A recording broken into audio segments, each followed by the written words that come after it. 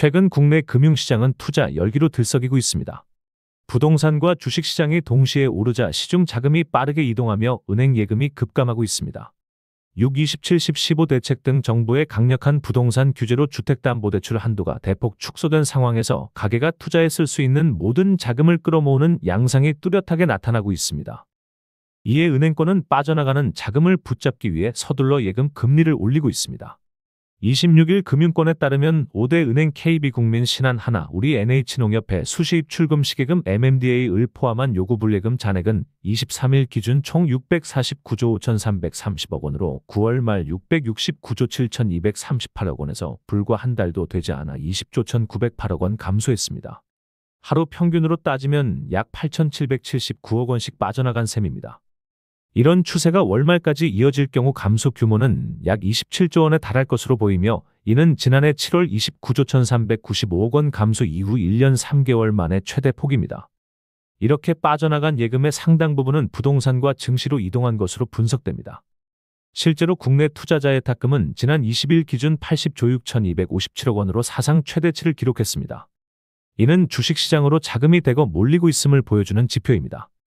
특히 최근 미국과 한국 증시가 모두 상승세를 보이며 투자 심리를 자극했고, 코인 시장까지 화랑세를 보이자 현금성 자금이 빠르게 위험자산으로 이동했습니다. 대출 측면에서도 이례적인 현상이 벌어지고 있습니다. 주택담보대출이 아닌 신용대출, 특히 마이너스 통장 중심의 대출이 빠르게 늘고 있습니다. 5대 은행의 23일 기준 신용대출 잔액은 104조 5,213억 원으로 9월 말 103조 8,079억 원에서 7,134억 원 증가했습니다. 지난달에는 2,711억 원이 줄었던 것과 대조적인 흐름입니다. 그 중에서도 마이너스 통장 잔액은 한 달 만에 38조 7,893억 원에서 39조 3,202억 원으로 5,309억 원 증가했습니다. 이는 지난해 8월 5,704억 원 증가 이후 1년 2개월 만에 가장 큰 폭입니다. 시중은행 관계자들은 최근 활발한 주식 코인 투자 자금과 더불어 갑작스러운 부동산 대출 규제 발표 이후 계약금이나 중도금 마련용으로도 마이너스 통장이 활용된 것으로 보고 있습니다. 전체 가계대출 잔액은 765조 9,813억 원으로 이달 들어 1조 8,864억 원이 늘었습니다.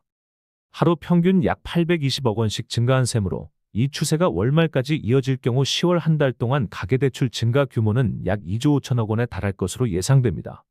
결국 정부의 강력한 대출 규제 속에서도 가계는 여전히 자산시장에 대한 기대를 접지 않고 있습니다. 은행 예금이 빠져나가고 마이너스 통장이 늘어나는 현상은 단순한 유동성 이동이 아니라 가계가 위험을 감수하면서까지 투자 기회를 잡으려는 심리의 반영으로 보입니다. 은행들은 자금 유출을 막기 위해 예금 금리를 올리고 있지만, 시장의 투자 열기가 식지 않는 한 이 흐름을 완전히 돌리기란 쉽지 않을 것으로 보입니다.